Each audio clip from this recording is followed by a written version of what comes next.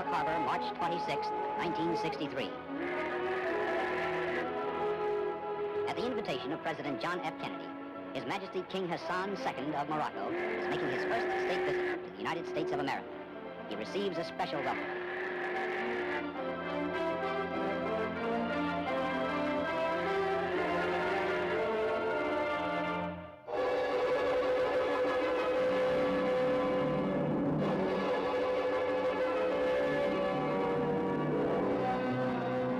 The first stop on the King's American tour is the historic city of Philadelphia. In Independence Hall, the American Declaration of Independence was signed to proclaim freedom from colonial rule. Here, in front of the Liberty Bell, the symbol of American independence, King Hassan receives from the mayor a silver medallion making him an honorary citizen of the city. From Philadelphia, a special train carries the King and his official party toward his next destination some 120 miles to the south. Washington, the nation's capital city, waits to welcome its distinguished visitor.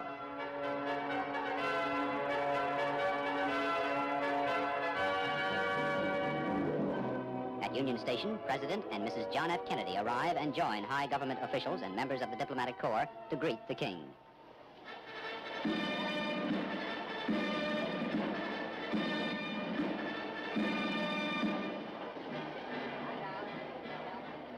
During the cordial exchange of greetings, His Majesty's sister, Her Royal Highness Lala Nezha, is presented with a bouquet of roses by Mrs. Kennedy. After meeting the waiting dignitaries, the King receives the President's warm welcome.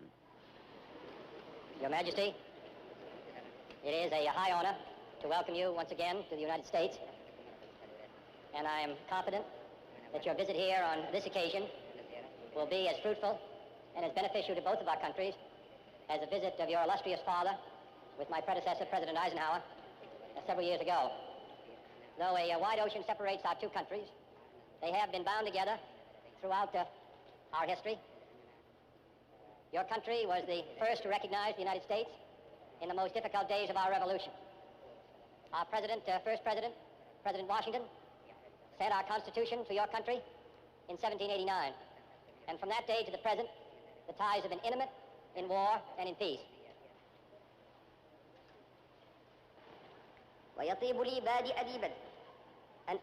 King Hassan expresses his personal pleasure and that of his people and his government to be able to greet the people of the United States and to meet their president.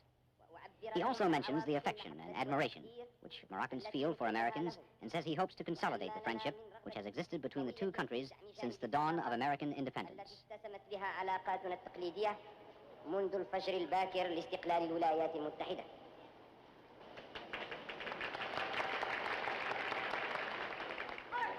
Leaving the railroad station, the motorcade passes in front of the Capitol building, where the nation's legislative body meets.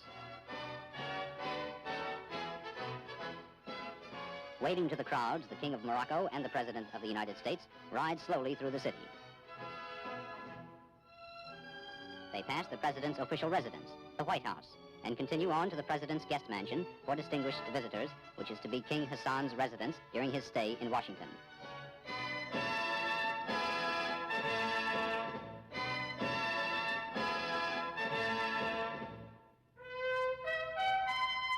One of His Majesty's first official acts in Washington is to pay a visit to Arlington National Cemetery, the last resting place for many of America's most honored war dead.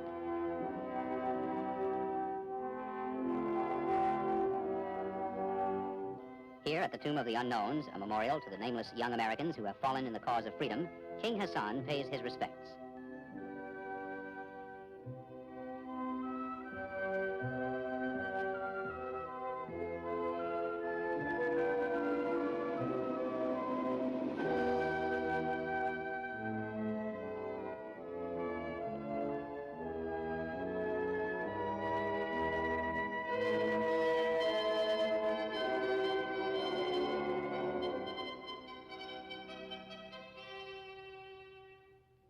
Returning to the city, the King goes directly to the White House for his first conference with President Kennedy.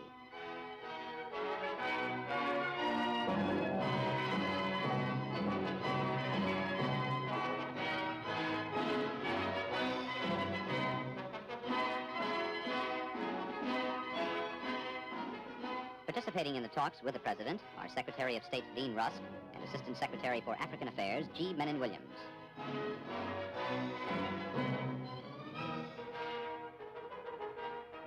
That evening, the King returns to the White House for a state dinner at which he is the President's honored guest.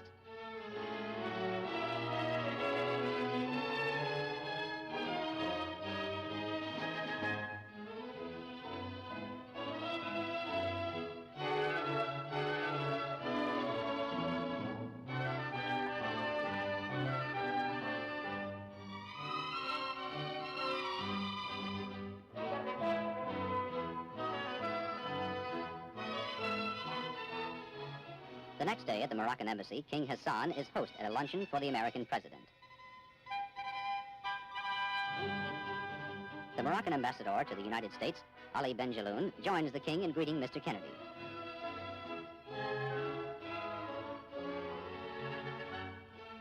Recalling the presentation of the American Constitution to the Emperor of Morocco in 1789, King Hassan gives the president a handsomely bound copy of the Moroccan Constitution.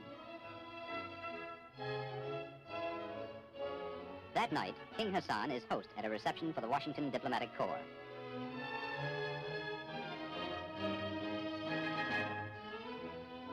Ambassadors representing most of the countries of the world meet the king. Assisting in welcoming the guests is His Majesty's brother, His Royal Highness Prince Moulay Abdallah and Princess Lala Nezha.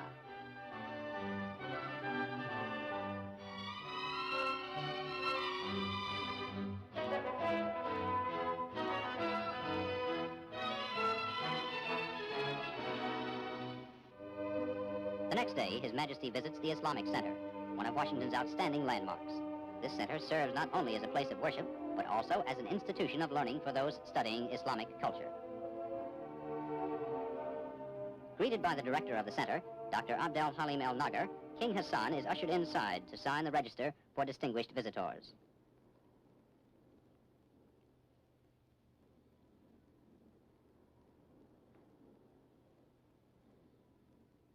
Later, the king proceeds into the mosque for prayers.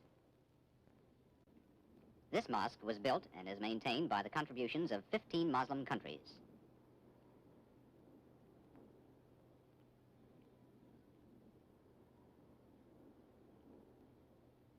Both the interior and the exterior of the center illustrate traditional Islamic architecture.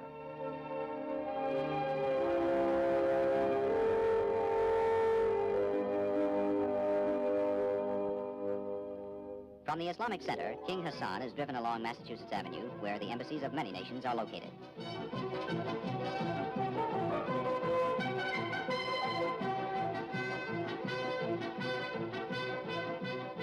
During his visit, the king accepts an invitation to speak at the National Press Club. The National Press Club is one of the most important forums of public opinion in the United States. Its members include many distinguished journalists.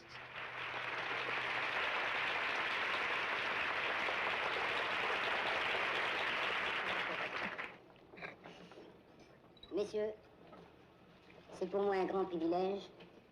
It is a great privilege and an honor for me to speak in this very respected club, which is so esteemed and where so many great statesmen before me have spoken, and so many great statesmen who will come after me will speak on the problems in which you are interested.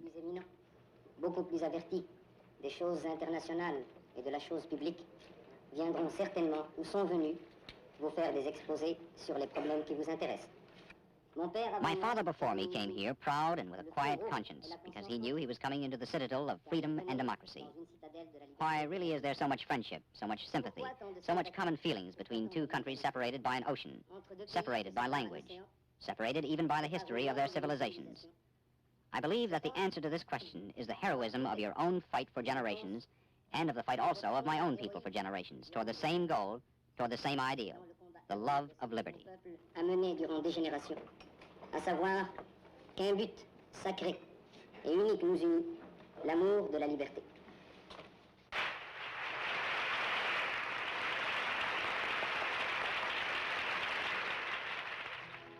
Later, at the invitation of the President, the King returned to the White House. Following their conversation, the President escorts the King to His Majesty's residence. During their cordial talks, the two chiefs of state reaffirm the close friendship which has existed between their countries for generations. they discussed the economic development of Morocco and the welfare and progress of the people of Africa.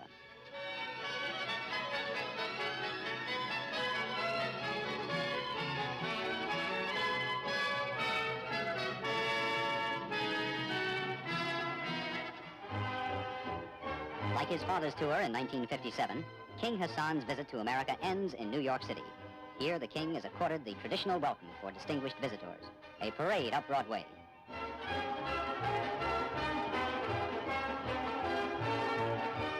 Leaving his car, His Majesty continues on foot through the waving crowds to meet the mayor of America's largest city.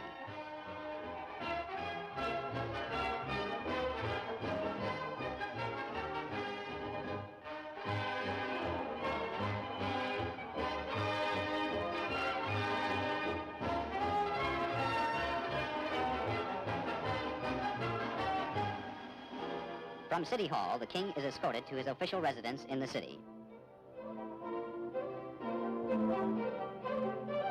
During his stay in New York, the king, with only a few members of his party, makes a brief informal tour of the heart of the city.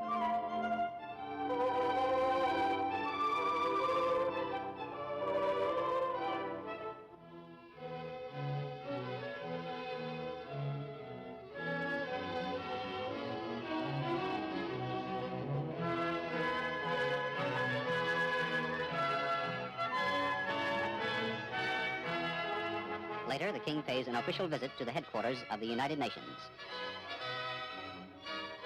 Here in this World Forum, where Morocco's flag flies proudly with the flags of all member nations, King Hassan, accompanied by his ambassador Ahmed Ben Hima, is greeted by the Secretary General Thant. Moving to a beautiful mosaic made by a master craftsman in Fez and donated to the United Nations on behalf of the Moroccan people, King Hassan makes a short presentation speech. Excellences, Mesdames, Messieurs, c'est pour moi un très grand privilège. It is a privilege and a great honor to be here today as a representative of my country and my people to dedicate this mosaic. Yet at the same time, I feel much sadness and regret because another person should have been here today to make this symbolic gesture on this international ground.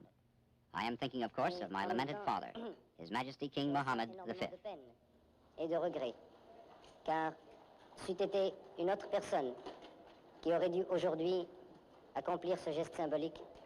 Et je pense ici même, dans cet édifice international, à mon regretté père, Sa Majesté Mohammed V. The panel thus takes its place as a permanent adornment of the United Nations building. By now, the King's visit to the United States is nearing its end. As he prepares to return home, His Majesty takes with him the respect and friendship of the American people and their good wishes for the happiness and prosperity of the Moroccan people. He also carries with him these parting words from his host, President Kennedy.